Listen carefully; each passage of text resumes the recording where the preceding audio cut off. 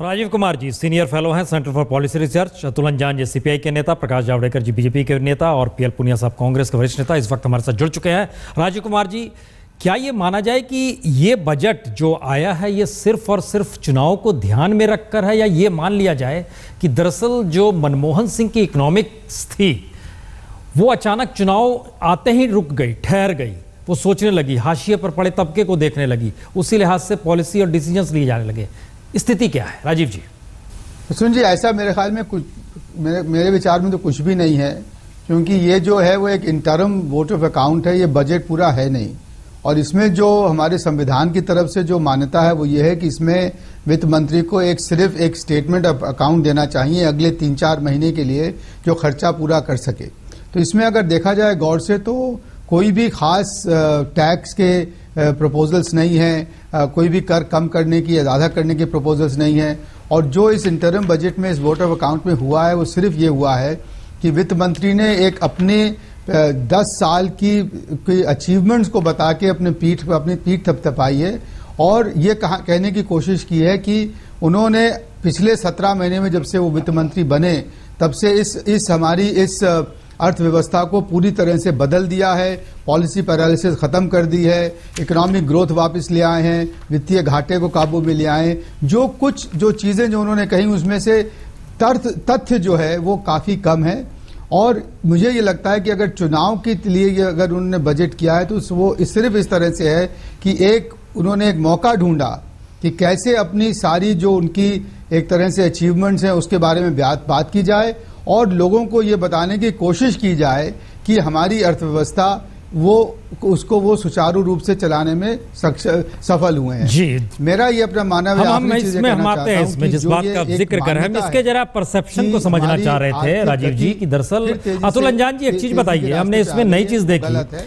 एक पहली बार देखा जैन दर्जी को याद कर रहे हैं, अमर्त्य सेन को भी याद किया जा रहा है, जवाहरलाल नेहरू की मिक्स्ड इकोनॉमी को भी, सुनील हम देख रहे हैं चिदम्बरम साहब थोड़े से वामपंथी मिजाज के भी हो गए इस भाषण के दौरान। जो परसेप्शन उभर रहा है उसमें अतुल अंजान साहब, क्या ये माना जाए कि जो हाशिए पर पड़ा हुआ तबका है उस तबके की तरफ ध्यान देकर एक विजन की कमी है या विजन फेल हो गया है, उसकी स्थिति है इस बजट में? अतुल अंजान साहब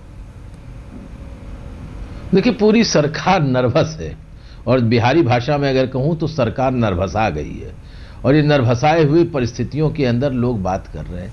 अब नेहरू जी की बात एकदम से चिदम्बरम जी कह रहे हैं और पुण्य प्रसून जी आप ये कह रहे हैं कि वो वामपंथी हो रहे हैं। इन्होंने तो यही चिदम्बरम साहब हैं जिन्होंने कहा था कि Nehruvian philosophy and Nehruvian idea is not working in this country now, change situation। वर्तमान बदली हुई परिस्थितियों में नेहरू के दर्शन और नेहरू की आर्थिक नीतियों का कोई रेलेवेंस या कोई उसकी आवश्यकता नहीं रह गई है। ये सारी बातें कहने के बाद अकस्मात नेहरू को याद करना, ये बात समझ लीजिए कि इस देश के अंदर कांग्रेस पार्टी में नेहरू का दर्शन और भारत को स्थापित करने की सोच और इंदिरा गांधी की सोच गरीबों के प्रति, इन दोनों ने ही तो कांग्रेस पार्टी को बुलंदी पर पहुंचाया था। और आज न नेहरू की नीतियों से कोई लेना देना है, न इंदिरा गांधी की सोच का कोई हिस्सा कांग्रेस पार्टी में है, इसलिए कांग्रेस पार्टी की यह स्थिति हो गई है। और जहां तक ये कहा जा रहा है कि भविष्य का दर्शन, कौन सा दर्शन? आज कुछ लोग कह रहे थे हमारा तो देश के अंदर जो चैम्बर्स है ना, ये जो चैम्बर्स है, फिक्की है, एसोचैम है, इन लोगों का काम है हर बजट की तारीफ करना, हर बजट के बारे में बड़ी बड़ी बातें करना। अब ये कह रहे हैं कि इस बजट से चिदम्बरम साहब ने फ्यूचर रोड भी बता दिया है क्या होना चाहिए। अरे अगले फ्यूचर में चिदम्बरम साहब पार्लियामेंट में आएंगे कि नहीं आएंगे, अंजान साहब क्या देंगे? ये तो देखिए पूरा देश जानता है कि सीआईआई और फिक्की में बैठ जाइए, किसी भी बजट में उस दौर के फाइनेंस मिनिस्टर के बजट का उसने विरोध किया हो, हमने आज तक सुना नहीं है। ये होता नहीं है, वो खुलकर दिल से तारीफ ही करते हैं, ये एक सच है। हम जावड़ेकर साहब, ये जो स्थिति आई है एक नई, हम देख रहे हैं कि इलेक्शन आते आते अचानक दर्शन शास्त्र बदलने लगा अर्थशास्त्र को लेकर। क्या ये माना जाए कि एक जो इकोनॉमी जो मनमोहन सिंह की थी वो एक ऐसे 2014 के चुनाव में कैसे, क्योंकि राजनीति बदल रही है तो अर्थशास्त्र के नियम भी बदलने पड़ रहे हैं, क्या ऐसा कुछ है जावड़ेकर साहब? नहीं, बात एकदम साफ है। 9 साल की नाकामी को छुपाना है और छुपाने की कोशिश ये इस बजट का नाम है। और इसके लिए क्या निकाला तो बोले दुनिया का ग्रोथ 3% से हो रहा है। अरे भाई, दुनिया के अर्थव्यवस्था के देशों की कितना बड़ा आकार है और अब कहाँ है। अब जब कहते हो अमेरिका का 3% है समझो, तो अमेरिका का प्रति व्यक्ति आय $40,000 है, तो 3% मानो $1200 उनका बढ़ेगा, और यहाँ तो $1200 हमारा प्रति व्यक्ति आय है, तो उनका जो ग्रोथ है उसकी और हमारी तुलना नहीं हो सकती। हमें समझना चाहिए कि अपनी ग्रोथ कम हुई है। विरासत में अटल जी इनको 8.4 दे के गए थे, ये 4.8 भी नहीं रख सकते। अब फिस्कल घाटा कम दिखाने के चक्कर में इन्होंने आने वाले नए वित्त मंत्री को 1,23,000 करोड़ का सब्सिडी रोल ओवर किया है। नहीं, सब तरह की देनादारी हो गई, अब दे नहीं सकते, तो अब अगले वित्त मंत्री आपको देंगे ऐसा कह के हम इसको टाल गए। पुनिया साहब को जरा जोड़ दें, हमको हेराफेरी है। आप जो कह रहे हो, हमको एक चीज बताइए पुनिया साहब, हमने एक नई चीज देखी, ये वाकई ये महत्वपूर्ण बात है। फाइनेंस मिनिस्टर ने आज बताया कि यूपीए 1 का एवरेज ग्रोथ जो था 8.4 है, यूपीए 2 का 6.6 एवरेज ग्रोथ रेट है। हम जरा एक चीज समझना चाहते हैं कि 10 बरस के एनालिसिस को जरूरत क्यों पड़ी आज करने की। एक इंटरिम बजट है, रखा जा रहा है, चुनाव में जाएंगे, क्योंकि ये स्थिति 2009 में नहीं थी जब प्रणब मुखर्जी थे। ऐसी क्यों स्थिति आ गई झटके में कि आप 10 बरस का, क्या ये मान के चल रहे हैं कि एक एरा खत्म हो रहा है, एक नई परिस्थिति आ रही है? पुनिया साहब, ये फेयरवेल बजट है। देखिए, ये इंटरिम बजट है, ये सबको मालूम है, और जो सामान्य बजट होता है उसमें भी सरकार अपनी उपलब्धि बताती है, चाहे वो पिछले साल की बताए या चाहे 5 साल की बताए। इन्होंने 10 साल के बारे में, 9 साल के बारे में बताया, तो इसमें कोई ऐसी अस्वाभाविक बात नहीं है। ये सुकून प्रणब मुखर्जी ने क्यों नहीं जिया था हमारे पास? ये नहीं, ये आपने जो बात कही हमने मान लिया। और बता दूं, हमारे पास वो दस्तावेज पड़ा हुआ है प्रणब मुखर्जी वाला, उन्होंने इस बात का जिक्र क्यों नहीं किया था कि हमने जो है इस 5 बरस में ये काम किया है? हम ये जानना चाह रहे हैं, 2009 में क्यों नहीं कहा था? नहीं किया तो उसका कोई स्पष्टीकरण थोड़ी दिया जाएगा, लेकिन इन्होंने किया है, जो आंकड़े दिए हैं। जावड़ेकर साहब बड़ी योग्य और बुद्धिमान व्यक्ति है, वो बता दे कि वो आंकड़े क्या गलत हैं। अगर आंकड़े सही हैं और हमने अगर किया है तो उसमें बताने में कौन सी ऐसी आपत्ति की बात है? मैं तो नहीं समझता कोई आपत्ति की बात है। जहां तक आपने कहा कि एक एरा का एंड हो रहा है, तो मैं समझता हूं कि 1991 से जो ओपन इकोनॉमी शुरू हुई, वही नीति आज भी चल रही है, वही नीति एनडीए के दौरान में भी चल रही थी, और आगे भी जो भारतीय जनता पार्टी का अगर विजन है, कोई है, तो उसमें ऐसा कोई परिवर्तन उन्होंने नहीं बताया है कि इससे हटके कोई भी नीति होगी। तो मैं समझता हूं कि ये अंदाज लगाना कि 9 साल 10 साल का जो रिकॉर्ड बताया है, जो आंकड़े बताए हैं, उससे ऐसा आभास होगा कि ये एंड ऑफ द एरा है। ये दोनों बात इससे मैं सहमत नहीं। जावड़ेकर साहब, ये कहां तक सही है? हमने ये बात तो एक सही है कि जिस समय 91 में Manmohan Singh as a finance minister economic policy और इकोनॉमिक रिफॉर्म लेकर आए, उसके बाद जब आप लोग आए 96, 98, 99 में, आप लोगों ने ट्रैक 2 की बात की थी और उसी को आगे बढ़ाया था। अल्टरनेटिव विजन इकोनॉमिक क्यों नहीं है बीजेपी के पास, जबकि उसका अपना मॉडल, संघ का मॉडल तो स्वदेशी वाला है, वहां पर एक नए तरीके की सोच है। पुण्य प्रसून जी, पुण्य प्रसून, दुनिया का जो अनुभव नियम है उससे अपन सीखते हैं। और आर्थिक उदारीकरण माने क्या? तो उद्यमी को थोड़ा स्वतंत्रता दे, उनको गवर्नमेंट के लाइसेंस परमिट कोटा राज से मुक्ति दे, तो उनकी उद्यमिता को सही बढ़ावा मिलता है और वो बदलाव लाते हैं, वो वैल्यू एडिशन करते हैं। और इसलिए आपने देखा होगा कि वित्त मंत्री के बतौर मनमोहन सिंह, जो नरसिम्हा राव के नेतृत्व में काम करते थे, वो ज्यादा प्रभावी है, बल्कि के प्रधानमंत्री की हैसियत में मनमोहन सिंह, जो कि सोनिया गांधी के नेतृत्व में काम करते हैं, वो उतना प्रभाव नहीं छोड़। जावड़ेकर साहब, हम लोग नई चीज एक देख रहे हैं, हम लगातार नहीं, देखिए पूरा देश एक चीज नोट कर रहा है जावड़ेकर साहब, कि आप लोग पीवी नरसिम्हा राव को थोड़ा ग्लैमराइज कर रहे हैं, आगे बढ़ा रहे हैं, काउंटर में सोनिया गांधी को। ये पॉलिटिकल प्रोसेस हो सकता है, लेकिन जब बजट और इकोनॉमिक एस्पेक्ट की बात होगी तो केंद्र में तो मनमोहन सिंह ही रहेंगे ना? नहीं, केंद्र में नेतृत्व रहता है। और पिछले 10 साल की कहानी है कि नेतृत्व का अगर अभाव होता है, राजनीतिक नेतृत्व नहीं होता है, इच्छा शक्ति नहीं होती है, तो देश की आर्थिक तरक्की भी नहीं होती है। बेरोजगारी अगर बढ़ रही है, महंगाई अगर बढ़ रहा है और भ्रष्टाचार अगर बढ़ रहा है, जो तीनों चीजें लोगों को खा रहा है, जिंदगी को खोखला कर रही है। तो ये तीन चीजों की बढ़त ये दर्शाता है कि यहाँ पूरा economic slow down, policy paralysis जो देखने को मिला।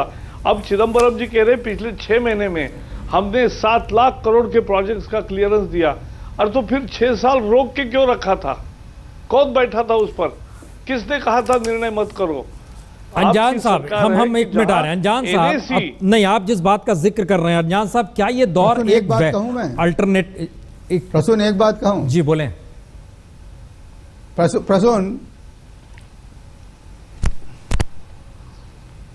प्रसून, अगर आप ये हम लोग इस बात पे अगर तय कर लें कि जो गरीब लोग हैं, जो हाशिए पे लोग हैं, उनका भला ज़कात से नहीं होगा, दान से नहीं होगा, उनका भला रोजगार मिलने से होगा, रोजगार पैदा होगा तब होगा जी। और रोजगार जब तक अर्थव्यवस्था में आर्थिक गति नहीं आएगी तब तक रोजगार पैदा नहीं होगा। और जो सबसे बड़ी कठिनाई पिछले 3 साल की है वो ये है कि हमारी आर्थिक गति 5% से कम हो गई।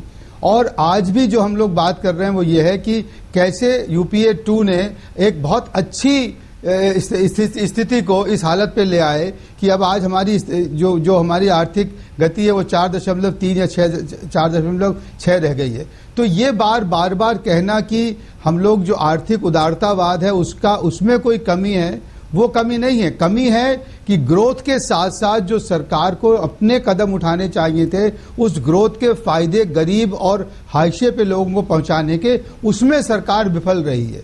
और वो विफलता जो है वो गवर्नेंस डेफिसिट की बात है। वो विफलता इस बात की बात है कि हमारा पब्लिक सेक्टर एजुकेशन सिस्टम खत्म हो गया है, हमारा स्वास्थ्य जो विभाग है वो खत्म हो गया है, लॉ एंड ऑर्डर नहीं रहा है। तो हम लोग इस बात में थोड़ा कंफ्यूजन ना करें।